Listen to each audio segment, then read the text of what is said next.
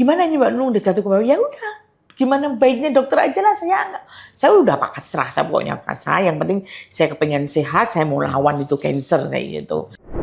Karena saya percaya bahwa masih banyak yang peduli dengan saya. Satu, jangankan teman-teman rumah sakit aja banyak yang peduli sama saya gitu.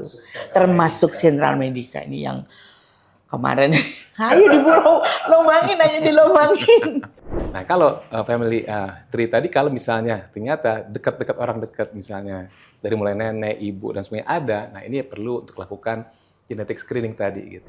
Kombinasi dengan pemeriksaan apakah dia USG payudara plus dengan mamografi sebenarnya sudah, dan pemeriksaan dokter tentunya, sadanis namanya, periksa payudara klinis, itu akan menyingkirkan 80% kanker ganas begitu kira-kira.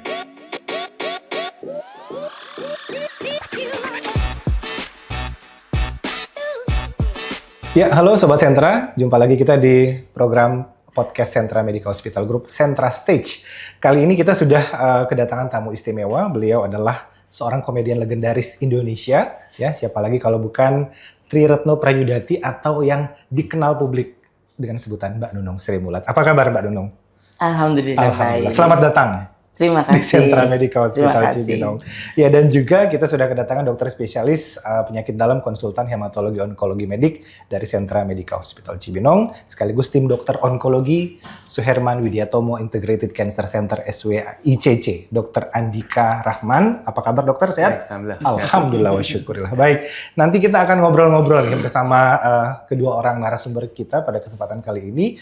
Tapi yang paling utama saya mau ngajak ngobrol Mbak Nunung dulu, karena memang saat ini kita akan membahas topik case yang terjadi sama Mbak Nunung, ya, soal kanker payudara. Bagaimana perjuangan seorang Nunung Sri Mulat berjuang, bertaruh nyawa ya untuk sehat dan terbebas dari penyakit kanker. Oke, dokter izin ya kita ke Mbak Nunung dulu. Ya, baik, Mbak Nunung, ini kan Mbak Nunung sudah terdeteksi kanker ya, begitu. Mungkin Mbak Nunung boleh sedikit flashback ke belakang begitu, Mbak. Kapan pertama kali Mbak Nunung itu mulai merasakan ada keluhan, ataupun juga kapan mulai terdeteksi? Sebetulnya kalau dibilang keluhan, nggak ada keluhan sama sekali. Saya nggak merasakan apa-apa ya, baik-baik aja gitu. Cuman pada saat biasa tuh kalau perempuan mandi itu kan kadang-kadang gosok-gosok gitu, terus tiba-tiba kok saya menemukan kayak ada benjolan gitu. Apa ini? Saya cari gitu. Nah, akhirnya ketemu gitu. Cuman saya pegang-pegang gitu. Cuman dalam hati udah kena ini aku, udah gitu, karena memang latar belakang kan ada banyak di keluarga, banyak yang kena kanker ya. Jadi apa ya, genetiknya kanker itu ada. Jadi dari bapak, dari ibu, dari tante, dari eyang, kakak saya sendiri. Nah pada waktu itu saya cuma diem gitu, tiba-tiba saya nangis. Dan diem itu selama 12 hari itu nggak ngomong suami, nggak ngomong keluarga, nggak ngomong siapa-siapa. Tapi lama-lama nggak kuat saya gitu loh. Saya harus, ya karena mungkin doa saya tiap malam kalau mereka udah pada tidur, saya nangis, saya minta petunjuk. Ini harus bagaimana saya sampai akhirnya saya bilang, kalau toh pun jawabannya nanti hal yang paling terburuk saya akan terima ya Allah. Akhirnya tiba-tiba saya nelfon kakak saya cuma tanya aja, Mbak, kanker itu gimana sih? Karena kakak saya waktu itu memang udah yang stadium mau 4 ya, mau menjelang, karena yang udah bernanah, udah keluar darah gitu, udah kesakitan gitu. Terus kenapa kamu tanya? Kakak saya udah mulai curiga gitu. Kamu ada apa nanya-nanya gitu? Enggak, enggak, kamu kenapa? Nangis lah saya di situ. Saya menemukan benjolan ini, udah ke dokter kakaknya, udah ngomong belum. Ini saya ngomong suami saya, udah berapa hari kamu nemuin itu? Saya suruh pegang kan suami saya. Ayo ke dokter, udah dibilang kami. Ya, waktu itu memang psikis saya yang kena. Saya udah drop gitu. Udah pikirannya udah nggak karu-karuan gitu. Bisa operasi nggak ya? Bisa operasi nggak ya? Akhirnya datanglah ke dokter onkologi saya. Kapan itu Mbak pertama kali datang ke dokter? Saya Agustus, kalau tanggalnya lupa saya, tapi 2003 ya, Agustus 2003 ya, pas menjelang mau puasa itu. Akhirnya kalau pas tanggalnya saya kurang tahu persis, cuman dokter bilang, Mbak, ini dokter dulu yang pernah ngoperasi kakak saya gitu. Jadi berarti udah cukup lama Mbak Nunung, 2003 sampai Bukan 2023? 2023. 23 maksudnya, oke. 2023. 2023. Artinya udah periksa aja. Jadi masih ada tahap-tahap pemeriksaan kayak mamografi, terus kayak PET scan, paru, semuanya lah, semuanya. Terus sampai biopsi ya. Terakhir biopsi semua ada 12 lah. 12 pemeriksaan apa itu. Udah pas biopsi sampelnya jadi ya udah, akhirnya dokter menyatakan bahwa ya memang cancer.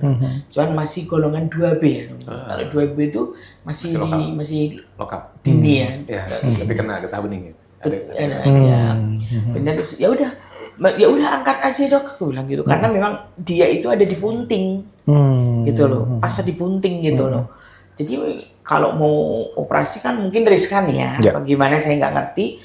Udah angkat aja, saya nggak apa-apa dok. Saya nggak apa-apa kok kehilangan payudara satu, saya nggak apa-apa kok. Saya bilang gitu. Terus coba di kemo dulu deh 6 kali gitu. Nanti kalau dia udah jatuh ke bawah, jadi kita bisa pertahanin payudara 6 kali. Baru 3 kali dia udah udah jatuh ke bawah. Gimana ini Mbak Nung, udah jatuh ke bawah? Ya udah. Gimana baiknya dokter aja lah, saya udah pasrah, saya pokoknya pasrah. Yang penting saya kepengen sehat, saya mau lawan itu cancer kayak gitu. Nah akhirnya itu operasi di bawah sini persis, kecil banget operasinya juga. Ya udah operasi sampai menjalani kemo lagi. Setelah operasi saya menjalani kemo lagi. Ya alhamdulillah sampai sekarang. Tadinya disuruh kayak imunoterapi, terus disuruh sinar, tuh penyinaran ya, dok. Penyinaran apa itu? Iya, sinar. Sinar ya. Suruh apa itu? Saya rada bandel. Saya cuman udah saya jalanin apa yang ada lah, gitu. Yang terus kadang-kadang sampai dokternya sendiri, ayo Mbak kontrol dong, Mbak kontrol. Iya dong, gitu. Sampai saya dipasang kemopot aja nggak pernah dikontrol, maksudnya kan harus disuntik berapa bulan sekali. Nah baru kemarin di sini sama dokter, ayo Mbak ini dilubangin lagi, jangan dilepas. Berarti ini jangan ditiru ya? Ini jangan ditiru, nggak boleh. Karena memang cancer itu harus memang rajin kontrol. Apa kata dokter ya harus kita. Betul. Dan itu. Baik. Karena saya percaya bahwa masih banyak yang peduli dengan saya. Satu. Jangankan teman-teman rumah sakit aja banyak yang peduli sama saya. Termasuk Sentra Medica. Termasuk Sentra Medica ini yang kemarin dilubangin. Dokter sampai ketawa waktu dilubangin. Suami saya tuh sok tahu banget, dilemesin yang, kamu tahu nggak dari awal aku udah lemes. Kamu nggak ngerasa ini sakit banget, ini pasti sakit kan? Ternyata nggak sakit sama sekali, nggak. Aku udah mbak, loh, kok nggak terasa gitu. Makanya sama dokter aja nanti datang lagi loh mbak itu harus. Jadi tadinya kan saya kesini mau ngelepas kemopot ini awalnya kan sama dokter Com. Ternyata sama dokter Andika. Jangan, nanti kalau udah 5 tahun baru boleh dilepas. Tapi rajin harus disuntik itu ya. Karena masih banyak yang peduli dengan saya dan saya sendiri juga bisa menerima, sudah mulai bisa menerima, sudah berdamai gitu dok. Jadi ya saya nggak mau stres, pokoknya gitu aja. Jadi memang Mbak Nunung ini adalah potret daripada cancer genetik sebenarnya gitu. Meskipun nanti hasilnya ternyata tidak terbukti, tetapi yang terpenting adalah yang ada banyak pelajaran sebenarnya. Jadi pelajaran buat mahasiswa kedokteran dan buat pasien kanker juga. Yang pertama bahwa jangan melepaskan bahwa memang kanker itu ada keturunan juga. Ya.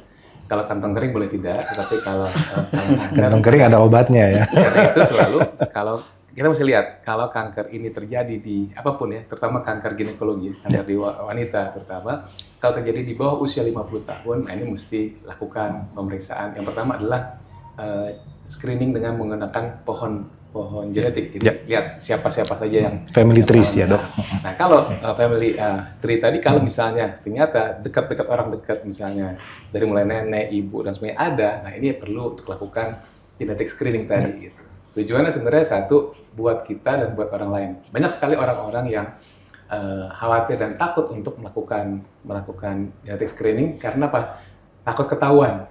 Orang kita tuh atau orang Asia sebenarnya paling takut ya. Jadi saya lihat bahwa ternyata nggak cuma si pasien, keluarga dokter dan bahkan dokternya pun juga takut juga melakukan itu. Karena apa? Karena memang kalau genetic screening itu ternyata terbukti itu bisa, ya kalau orang bilang apa, kutukan 7 turunan. Nah, seperti yang ditakutkan seperti itu. Tapi padahal kalau diketahuan lebih awal, seperti kayak Angelina Jolie sebenarnya gitu. Jadi dia tahu karena ibunya ada riwayat, kemudian dilakukan mastektomi prevention, angkat, kemudian juga dengan ovarektomi, angkat juga ovarinya juga angkat. Gitu. Meskipun tetap masih ada kans untuk muncul CA-nya karena bentuk CA pada genetik cancer itu bentuk macam-macam.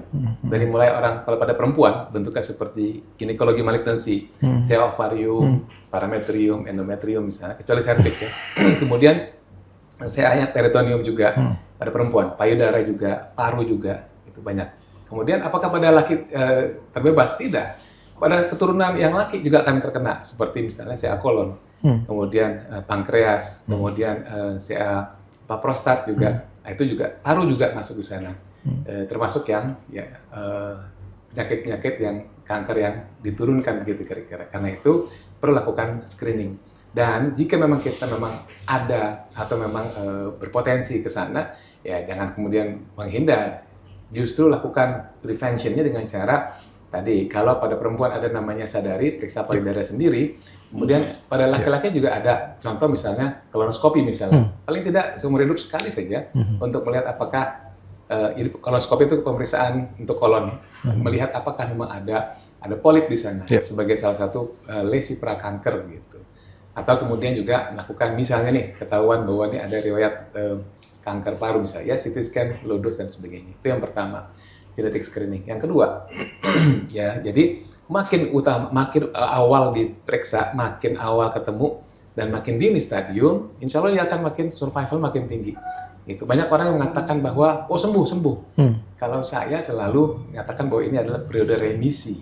Remisi itu berbeda dengan sembuh. Remisi itu sebenarnya kesembuhan yang terjangka gitu kira-kira. Jadi makin dini ketemunya, makin awal, makin panjang dan makin kemungkinan untuk, ya kalau orang bilang harfiah sembuh, mungkin itulah mendekati. Karena ada yang namanya circulating tumor cell, jadi sel-sel tumor yang beredar di sirkulasi, yang ini yang nggak ketahuan. Butuh kira-kira kurang lebih 200 sel untuk bisa dia dilihat di image-nya di CT scan gitu. Untuk sampai 200 itu butuh waktu gitu. Tetapi kalau sudah 200, lebih dari 200 dan terlihat, kata-katanya adalah too late, terlambat gitu kira-kira. Itu kira-kira. Jadi itu penting sekali lagi untuk screening, deteksi dini. Itu kedua. Ketiga, tadi Mbak juga ada dokter melakukan yang namanya kemoterapi neoadjuvan. Jadi untuk kanker-kanker yang besar, lebih dari 2 cm itu perlu dilakukan kemoterapi lebih dahulu. Yang fungsinya, bahasa kerennya adalah downstaging chemo. Jadi maksudnya apa? Ini sel kanker nih, jaringan sehat. Dia begini nih sekarang nih. Dia erat sekali. Kalau dioperasi pada saat itu Mbak, angkat semuanya, gitu. Nah, tapi ada namanya kemoterapi preserving organ atau downstaging kemoterapi yang membuat setelah kemo dia akan terlepas. Apa yang keuntungan apa yang kita bisa dapatkan dengan ini? Yang pertama, si dokternya mudah. Kenapa? Mudah untuk operasi, kayak tinggal ngangkat doang. Kenapa? Karena pembuluh darah yang dibentuk oleh si sel kanker, pembuluh darah kayak serabut begitu, habis tuh, selesai. Jadi pendarahannya tidak banyak. Yang pertama. Yang kedua, dia mudah untuk melihat, gitu. Maksudnya si dokter bedahnya ini melihat, mengangkatnya dengan bersih, bagus, tidak ada ceceran. Itu keuntungan daripada neoadjuvan kemo. Yang kedua, namanya kemoterapi preserving organ. Jadi dia tadi payudara tidak diangkat semua, bersih gitu kira-kira. Nah ini yang keuntungan daripada neoadjuvan kemo. Kerugiannya adalah bahwa ya tadi di kemo duluan di depan gitu, meskipun rugi tapi untungnya tadi bagus hasilnya gitu kira-kira tuh. Kemudian setelah itu baru dioperasi. Kemudian berikutnya lagi harus kemo lagi berikutnya, harusnya begitu. Nah, Nunung harusnya memang diradiasi karena satu dia ada perlekatan dan mungkin ada getah bening dan ini kemungkinan untuk muncul kembali. Ada studi yang melihat kira-kira kalau orang dengan N1 maksudnya ada getah beningnya terlibat berapa lama sih? Itu ada berapa persen? Saya lupa ininya. Jadi untuk muncul kembali itu yang ditakutkan. Dan tipikal mbaknya dengan triple negatif ini yang memang yang paling galak sebenarnya. Triple negatif ini yang paling galak. Galak tuh maksudnya dia Bukan suka marah-marah kayak Mbak Nunung gitu. bukan nggak mempan, ya. Jadi dia nggak mempan dengan pengobatan yang sederhana gitu kira-kira. Artinya dia nggak mempan dengan kemoterapi. Suatu saat dia akan berubah gitu Iya. kira-kira. Tuh. Jadi orang sudah mulai pendekatannya dengan melakukan imunoterapi. Tapi ternyata ya studi saya dengan yang triple negatif ini mendapatkan bahwa ternyata ada orang-orang yang eligible untuk dapat kemo, ada yang eligible untuk dapat, maksudnya eligible itu jadi memang bagusnya dia di kemo. Ada lagi yang bagusnya di Radiasi. imunoterapi. Oh, imunoterapi. Imunoterapi gitu kira-kira. Tuh. Jadi memang harus ada pemeriksaan lebih lanjut begitu kira-kira yang kita nggak bahas lebih dalam ke situ. Itu kira-kira yang perlu. Dan tentu berikutnya maintenance yang penting adalah ya tadi harus kontrol Mbak gitu. Dari mulai karena periode 2 tahun itu adalah periode yang sangat krusial. Maksudnya krusial jadi resiko untuk muncul kembali di 2 tahun. Baru setelah itu 5 tahun. Baru setelah itu 10 tahun. Jadi 2 tahun itu ada kita kalau dari guideline itu ada kontrol dulu sebulan sekali. Berikutnya lagi yuk per 2 bulan sekali. Berikutnya lagi 3 bulan. Kalau udah masuk di 2 tahun mungkin 6 bulan kontrol. Memang bosen tapi kalau ketemu di situ ya insya Allah akan lebih mudah untuk diobati. Itu kira-kira seperti itu. Berikutnya lagi, jadi pengobatan pada pasien-pasien dengan kanker triple negatif memang tidak cuma hanya kemoterapi yang Mbak Nunung dapatkan gitu ya. Memang penuh dengan ya saya saksi sejarah gitu ya buat orang-orang kita yang rontok rambut. Gitu. Iya. Habis Sempat Mbak Nunung. rontok. Pasti rontok, nggak rontok udah obatnya palsu gitu. Itu Palsu. tadi. Rontok Jadi habis. iya semua gitu dokter, Iya. pokoknya nggak rontok ya. Mbak mohon maaf lahir batin ya, saya rambut saya segini nggak usah gantiin pasti rontok gitu. Tapi tumbuh lagi kok saya bilang gitu. Ya tapi nggak mungkin bule lah, pasti akan warnanya sama. Oh, gitu sama, ya. oke. Ya orang Indonesia kan Iya, ya. iya. Gitu. Tapi bisa ada kayak uban gitu kayak bule. Pernah dong? Ada beberapa. Jadi karena sekali lagi bahwa kemoterapi itu memang dia oksidator ya. Jadi mungkin teroksidasi dan sebagainya ya. Karena sel-sel yang dalam badan kita mengalami tekanan gara-gara kemo. Jadi ketika tumbuh putih semua di baju gitu. Oh mohon maaf saya bilang kesalahan bukan di saya. Pada TV Anda gitu. Itu ya karena pasien tuh mesti diajak begitu. Kalau nggak sakit jiwa juga dokternya gitu. Ya memenuhi tuntutan pasien. Nah itu. Nah jadi seperti itu. Dan kemudian tentu perlu sampai kapan dok? Ini kok terus-terusan ketemu dokter? Dok lihat dokter lama-lama enak juga ya. Iya saya juga enak lihat apa itu. Jadi memang harus terus dikontrol apa boleh buat apalagi dengan triple negatif. Gitu. Tuh. Ada beberapa pasien yang saking pengobatannya bagus berubah sifat. Wah. Gitu. Nah, ini yang versi lain. Jadi dia ada di pasien yang di sentral ini ada. Jadi awalnya triple negatif dan karena sudah tahu seperti itu dan dia sudah lokal. Lebih lanjut Mbak, lebih ini lagi. Jadi sudah ada meta tulang. Jadi saya udah siapin. Jadi ya ibaratnya kalau ngobatin pasien tuh kalau saya filosofinya adalah kayak mau berantem gitu. Siapin senjata semua di sini ada, tinggal apa lu gak ada, apa lu mau begini gue udah punya semua gitu. Jadi rupanya saya obatin dengan kemoterapi plus dengan imunoterapi. Bagus dong, bagus. Tiba-tiba muncul lagi berikutnya. Muncul lagi udah berubah sifat. Bukan yang triple negatif lagi, jadi hormonal. Hormonal dan HER2. Ini aslinya ini, gitu. Jadi contohnya seperti itu. Nah, itulah jadinya. Kemudian, itu tadi kita bisa ambil. Nah, berikutnya. Jadi, ini banyak banget, Mbak. Pelajarannya banyak nih. Iya. Ini pelajaran hidup. Berapa SKS nih ya, dok? Iya. Bisa kita ujian ya? Iya. Iya. Jadi yang terakhir nih bahwa memang dulu saya tidak percaya bahwa yang namanya stres, anxiety, depresi itu mengganggu perjalanan kanker. Ternyata enggak. Ternyata sangat. Jadi kalau membagi, Mbak, jadi ada anxiety, gangguan cemas. Kalau cemas dia tilikannya masih bagus, insight masih bagus. Oh iya, saya cemas ya. Balik lagi dia bisa. Satu. Kedua, cemas tapi mulai depresi. Kadang-kadang dia masih waras, kadang-kadang enggak juga. Mbak Itu masuk ke saya. sini. Iya, masuknya gitu. Jadi namanya istilah kerennya adalah anxiety disorder dengan ciri depresi, udah mulai ke sana. Gitu. Kadang-kadang tilikan bagus, kadang-kadang enggak. Gitu. Kalau bagus, selamat dari kantor polisi. Kalau nggak bagus, Untung nggak kantor jadi. polisi. Gitu. Nah, ini sih insya Allah masih oke, Mbak. Jadi masih ada kadang-kadang, ya ayo balik lagi masih bisa. Yang ini yang nggak bisa, yang depresi bener. Yang depresi ini yang susah. Dan banyak studinya menunjukkan bahwa ternyata depresi ini menyebabkan ranah domain si pasien ini ya pertahanannya dia habis karena gitu. Jadi bukan obat. Jadi memang senyawa-senyawa kimia itu malah justru prone untuk si sel kanker. Jadi meninggalnya bukan gara si sel kanker sebenarnya secara ilmiah, tetapi ya interleukin 6 jadi banyak, jadi tinggi, interleukin 1 jadi tinggi. Apa akibatnya? Badan kita nggak bisa ngadepin, rapuh, jadi ngadepin ke ngadepin itu. Awalnya saya pikir lebay nih, karena kita masukin sebagai garbage diagnosis, jadi dengan diagnosis sampah lah gitu. Udah nggak ada yang lain diagnosis, ke situ deh. Saya stres dan depresi gara-gara gitu. Tapi sekarang ternyata ada penelitian banyak dari mulai 2023 itu banyak sekali gitu. Bahkan yang lucu penelitiannya apa? Gara-gara nggak mau minum obat TBC, depresi. Sakit ya, kadang-kadang ya, bahkan lebay banget ya. Gitu. Contoh seperti itu, seringan itu. Apalagi pada kanker, keadaan seperti itu. Dan satu lagi mas, jadi dokter, jadi ada satu lagi. Jadi pada yang triple negatif ini kan perlu screening ya, screening. Kalau Anda misalnya didiagnosis nih, ibu kanker ya, oke ya gitu. Maksudnya udah ya terima gitu. Coba bandingin sama satu lagi, Bu, bentar lagi ibu kanker ya. Mana yang lebih enak? Nggak ada yang enak. Nggak ada. Ini Mbak, jadi tipikal maksud gini Mbak, nanti misalnya nih, kan Mbak udah ya, kemudian pemeriksaan screening yang Mbak lakukan kemarin, yang BRCA, kemudian ya HRD, semua yang lain-lain ya, BRCA dan kemudian pemeriksaan untuk yang melihat mutasi genetik itu juga harus dikerjakan. Kalau misalnya Mbak positif, BRCA-nya positif kemarin, harus dikerjakan pada keluarga yang lain gitu kira-kira. Alhamdulillah Mbak BRCA negatif gitu. Kalau positif tinggal tunggu tanggal mainnya arisan itu. Iya.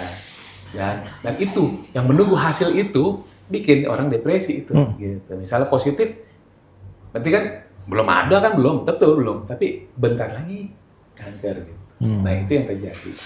Dan kita memang jalan dengan teknologi udah mulai ke arah sana. Dalam 2 tahun ini sudah banyak sekali kompani-kompani dari luar yang ke kita, karena kita memang fungsinya besar sekali ya untuk pemeriksaan tadi genetic screening tadi. Cuman tadi mesti ada tambahan profesi baru dok. Apa dok? Coba cancer psychology. Oke. Untuk apa? Untuk menangani pasien-pasien yang sakit jiwa gara-gara diagnosis tadi. Diagnosis tadi. Oke. Itulah yang terjadi. Berarti memang depresi atau tadi yang Mbak Nunung alami marah-marah itu memang wajar terjadi. Iya. Jadi memang ya sekali lagi mendekatkan diri kepada Allah itu yang paling penting ya. Paling penting. Ngomongnya gampang, tapi emang pada saat jeder keadaan yang saat menerima itu emang susah gitu, tidak mudah. Inilah dia makanya kedekatan kita ya tadi ya masing-masing umat jalankan sesuai dengan ini ya. Gitu. Yang Muslim ayo salat malam ya. Yang non Muslim kok yang Kristen ke gereja ayo yang betul gitu. Dan masing-masing juga sama. Jadi ya kemana lagi kita mesti berpegang, nggak ada lagi. Iya, dok. Dok, tadi kembali ke kasus kanker payudara. Sebenarnya di kanker payudara itu kan dok ada yang HER2 negatif, HER2 positif. Mungkin Sobat Sentra pengen tahu dok perbedaan HER2 negatif dan positif. Jadi memang dalam klasifikasi kanker payudara itu memang ada yang hormonal, hormonal yang HER2 negatif. Berikutnya ada hormonal yang HER2 positif.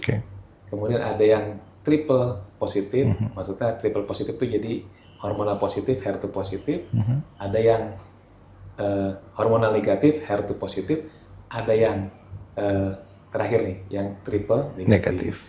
Jadi tingkatan yang saya sebutkan itu dari mulai yang favorable, yang paling bagus, yang hormonal, sampai yang terjelek, yang triple negatif gitu. Nah kalau hormonal tuh alhamdulillahnya masih ada kurang lebih sekitar 70% ya alhamdulillah. Kenapa? Karena dia bisa diobatin dan inilah yang kayak saya nebak-nebak kakaknya Mbak Nunung mungkin yang keadaannya kalau sampai 8 tahun tuh yang hormonal kemungkinan besar gitu. Yang hormonal itu memang terpaksa mesti minum obat. Tapi ya apa yang kita bilangnya? Satu tarik, satu mesti dilepas. Maksudnya pada yang hormonal satu dia bisa panjang hidupnya gitu. Artinya bebas dari dan banyak sekali yang 10 tahunnya bisa lewat begitu kira-kira. Tapi dalam periode itu kan memang dia harus dibuat karena si kankernya ini memang dikontrol oleh hormon, terpaksa hormonnya diputus. Kadang-kadang di umurnya baru ketahuan kanker 30-an. Sedang asik-asiknya bersama suami dan sebagainya, kemudian tiba-tiba dia harus dibikin jadi kayak nenek-nenek gitu. Nah, itu yang kadang-kadang membuat dunia aku berubah gitu, yang kelam. Tadinya aku yang kulitku halus, rambutku ini, sekarang aku jadi nenek. Bahkan bangun, pasien ngomongnya begitu.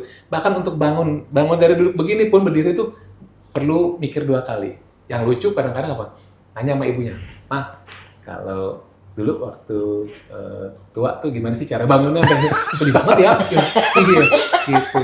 Sekarang ya banyak yang curhat, jadi sekarang aku udah sama kayak mama, ada 2 nenek dalam rumah. Saya kadang-kadang mau komen takut dosa, tapi ya sudah. Jadi memang itulah curhat pasien yang kadang-kadang ya kita, memang hormon berubah. Dan memang yang saya perlu garis bawahi adalah tadi juga sama nih Mbak. Jadi memang ya partner sebelah ini yang menentukan depresi apa enggaknya gitu. Jadi ada suami-suami yang siap, ya, siap jadi sansak juga karena akan berubah. Mas Ian udah sansak ya? Aduh, udah. Iya.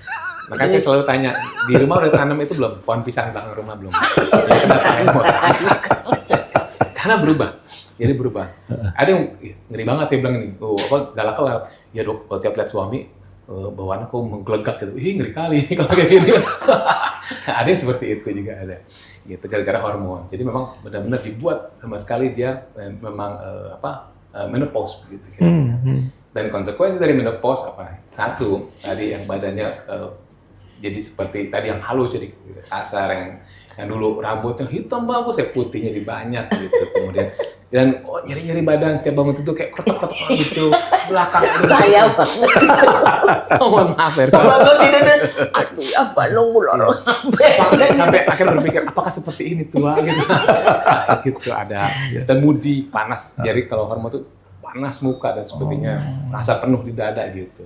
Apalagi orang sebelah-sebelah ngelakuin sedikit aja kerjaan salah ya, senggol bacok begitu. Gitu. Waduh. Baru nung banget berarti. Baru nunggu banget.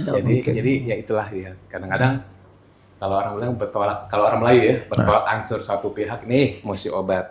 Tapi di pihak lain gara-gara itu jadi ya berubah nih moodinya dan sebagainya. Nah, inilah yang mesti mau mana nih? Ya ini pengobatan ini memang kayak pegadaian ya. Mengatasi masalah tanpa masalah. Sekarang dengan masalah, betul, jadi betul. satu pihak hilang CA-nya, tapi di pihak lain gara-gara hormonnya habis ya tadi gitu deh. Oke. Dan akan nggak kearisan-arisan lagi kenapa? Cel, kok kulitnya kasar ya Cel? Oh iya, betul. Baru Nung masih arisan, Mbak? Bisa apa? Enggak ada. Udah jadi eyang ya, Mbak? Udah jadi eyang, udah menikmati. Oke, Dok, untuk kasusnya Mbak Nunung yang stadium 2B triple hair negatif ini, seberapa besar Dok peluang untuk dia ya dalam tanda kutip sembuh lah? Ya, jadi terkontrol baik. Kalau 2B ini ya cukup baik, cukup bagus. Yeah. Cukup bagus. Kemudian yang penting adalah kontrol teratur. Kontrol. Ya. Kontrol ini meliputi, jadi karena kalau udah lebih dari 2 tahun, mungkin kita bisa kerjakan ya setahun sekali. Ini kalau dari guideline, sebenarnya PET scan setahun sekali sampai 5 tahun, gitu. Yeah. Dan di 2 tahun pertama bisa lakukan di 6 bulannya CT scan untuk lihat kemungkinan untuk muncul. Karena kalau ketahuan di awal sedikit itu kita udah bisa untuk intervensi. Tapi kalau sudah tiba-tiba ada di organ sebagainya udah nggak bisa gitu. Kira-kira. Dan memang yang triple negatif ya Dok, triple negatifnya ada yang tipikalnya secara genetik itu ada 3 juga. Satu yang hormonal like. Jadi dia triple negatif tapi dia mirip seperti kayak hormon. Mungkin nanti kalau pengobatan berhasil dia tiba-tiba jadi hormon gitu. Satu. Yang kedua ada yang seperti HER2 like. Jadi dia ketika diobati nanti yang kayak pasien saya itu. Jadi dia HER2. Nah, pasien saya yang di sini di sentra ini hormonal juga, HER2 juga gitu. Oke. Yang tadi berubah sifat, Dok. Betul.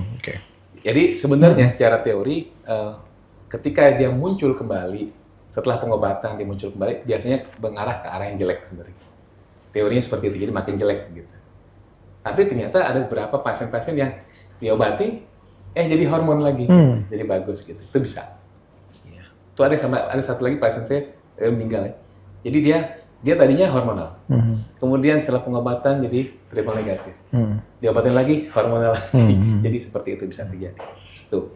Dan satu lagi adalah yang namanya yang paling jelek nih yang triple negatif, yang truly negatif. Ini yang paling jelek. Dan ini yang bahasa prokemnya matinya cepet gitu. Kenapa dia dan Mbak nggak masuk situ? Kalau udah masuk situ udah wassalam tuh. Maksudnya nggak ketemu kita sekarang gitu. Kenapa? dia dalam 2 bulan udah bisa. Jadi kalau dari kiri dia bisa bertamu ke kanan. Cepet banget, cepet banget itu. Jadi alhamdulillah sih nggak banyak ya pasien saya dapetin. Menyedihkan kalau dapet itu. Di kemo bukan makin bagus, makin kenceng kerjaan. Itu yang triple negatif. Dan itulah sebenarnya obatnya adalah imunoterapi tadi. Gitu. Masalahnya adalah imunoterapi ini tidak semua orang bisa kerjakan ya dia di skala di 60-an juta gitu. Tiap bulan. Tiap bulan. Tahun. Iya. Kita kalau pegawai negeri, wassalam deh tuh. Wassalam, betul. Iya. Gaji setahun. Karena kan BPJS juga nggak cover. Iya, meninggal Mbak BPJS. Iya, kalau buat covering itu meninggal. Bahasa prokemnya meninggoy. Iya, nggak mungkin, nggak bisa. Jadi Makanya itu kemarin juga disuruh sebetulnya. Gimana ya perlu sabar dulu aja deh. Iya. Baik, dok tadi pasiennya kan sudah patuh, pengobatan semua ya dia nggak lewat gitu ya. Ada faktor lain nggak dok yang bisa mempercepat faktor kesembuhan, gaya hidup misalkan pola makan, berpengaruh nggak sih dok? Jadi memang satu dengan imunnya bagus, kemudian yang kedua kontrol metaboliknya bagus, insya Allah dia bagus. Maksudnya apa? Jadi kalau imun bagus tuh tadi ya stres nggak depresi yang pertama. Bukan nonton film Korea ya dok. Gitu. Jadi ya, ada yang bagus nih sekarang dok. Thinking positif pertama. Yang kedua ya kontrol metabolik, artinya kalau dia ada gulanya mesti terkontrol baik. Kemudian kalau obesitas harus diturunkan. Ya, karena ketiga, nanti saya simpulkan. Jadi ketiga, kalau ada perlemakan hati, kolesterol tinggi ini harus dikontrol baik. Kenapa semua itu akan menyebabkan terjadinya namanya metabolic syndrome atau insulin resistant syndrome yang menyebabkan inflamasi terus-menerus di badan. Lama-lama sel-sel tadi yang udah tenang tadi, sel-sel yang mudah sekali untuk bermutasi genetik, ya itu akan berubah sifat jadi CA lagi, muncul lagi. Ini yang bermasalah. Permasalahan adalah ketika diobatin bagus, kemudian si pasiennya lama-lama bosan juga nih. Aduh kok kayak gini-gini lagi, pengen makan. Aduh kayaknya ketupat lontong sayur. Kayaknya nih Coto Makassar enak nih. Nastar kayaknya. Aduh. Itu yang mulai terjadi. Nah, Gemblong.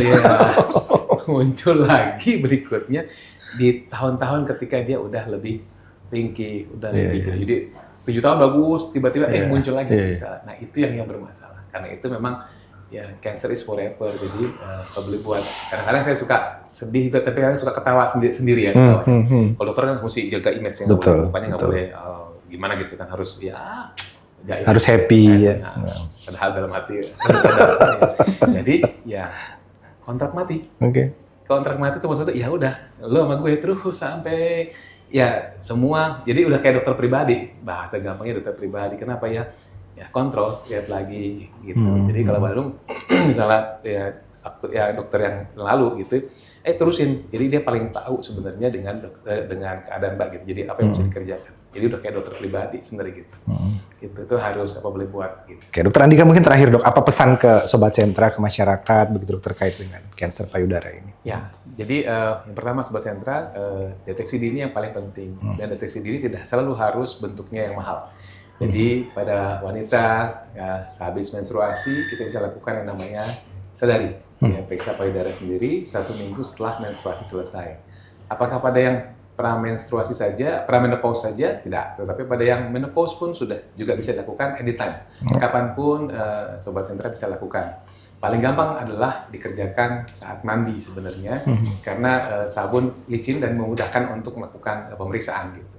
Tidak perlu pemeriksaan selengkap seperti dokter, tetapi dengan Sobat bisa melakukan pemeriksaan tadi, paling tidak Sobat sudah bisa menemukan jika ada benjolan tadi. Kombinasi dengan pemeriksaan, apakah dia USG payudara plus dengan mamografi, sebenarnya sudah, dan pemeriksaan dokter tentunya, sadanis namanya, periksa payudara klinis, itu akan menyingkirkan 80% kanker ganas, begitu kira-kira. Semudah itu sebenarnya kerjakan, dan bisa berulang-ulang. Karena punya sendiri kan, bukan punya dokternya. Gitu. Jadi kita kerjakan. Nanti berikutnya, ternyata dari hasil tadi, dari USG dan mamografi dapatkan sesuatu, kita bisa lakukan pengobatan lebih dini. Yang pertama. Yang kedua, bahwa sebagian kanker itu memang genetik. Karena itu, Sobat perlu lebih aware, lebih mawas diri dengan cara apa? Tentu kita melihat sekelilingnya. Kalau memang ada riwayat keluarga yang tadi seperti saya sebutkan, payudara kah, kanker usus kah misalnya, pankreas dan sebagainya, tentu sobat perlu lakukan pemeriksaan paling tidak untuk deteksi dini dengan contoh misalnya kalau ada riwayat colon cancer bisa di keluarga kanker usus, sobat bisa lakukan kolonoskopi paling tidak seumur hidup 1 kali sehingga bisa menurunkan resiko untuk terjadinya kanker. Untuk satu hal yang pembayarannya yang lebih murah dan yang perlu sobat ketahui bahwa kolonoskopi sendiri di cover BPJS. Ya, untuk yang semurah itu, sobat harus melakukan pengobatan, kemoterapi dan sebagainya. Ini kalau nggak mau ternyata akhirnya jadi kanker usus, itu pengobatan yang bisa lebih dari 40 juta pengobatannya. Meskipun dari cover BPJS, tapi ada beberapa yang mesti sobat keluarkan juga uangnya begitu kira-kira. Coba yang mana yang sobat pilih gitu. Sekali lagi, deteksi dini terpenting dan sekali lagi bahwa rumah sakit kita, rumah sakit Sentra Medica ini sudah sangat patient friendly ya, terutama untuk BPJS dan sebagainya. Ayo, bukan cuma slogan saja, tapi memang sudah seperti itu. Jadi lakukanlah deteksi dini dan juga tidak harus ke sentra, juga ke tempat-tempat terdekat yang sobat apalagi pakai BPJS itu bisa sekali. Gitu. Ya, sekali lagi mudah-mudahan dengan podcast ini pengalaman Mbak Nunung, kemudian apa yang saya ceritakan itu menjadi salah satu inspirasi buat sobat untuk berobat saat ini. Ya. Betul. Karena berobat di awal jauh lebih baik, lebih murah dan tentu kesakitan juga makin rendah. Sakit hati payudara dipotong dan sakit hati membayar kalau harus membayar kemo dan operasi dan sebagainya. Demikian sobat, mudah-mudahan bermanfaat. Tapi saya nggak mau ambil alih. Hampir saya ambil alih. Silakan. Baik, terima kasih Dokter Andika untuk pencerahannya luar biasa ya. Mbak Nunung juga terima kasih banyak. Sama-sama. Cerita-ceritanya mudah-mudahan yang dengar, apalagi penderita kanker, penyintas kanker bisa. Wah, Mbak Nunung bisa, saya juga harus bisa. Iya, harus. Harus bisa ya. Saya doakan sukses untuk Mbak Nunung. Amin, karya-karya berikutnya juga semakin banyak. Amin, ya. amin. Semakin sukses, semakin sehat. Amin. Tentu saja. Baik. Ya, demikian Sobat Sentra, obrolan kami bersama Mbak Nunung Sri Mulat dengan Dr. Andika Rahman juga terkait dengan masalah kanker payudara. Kita akan ketemu lagi dengan topik-topik menarik selanjutnya. Tetap sehat, tetap semangat, dan sampai jumpa.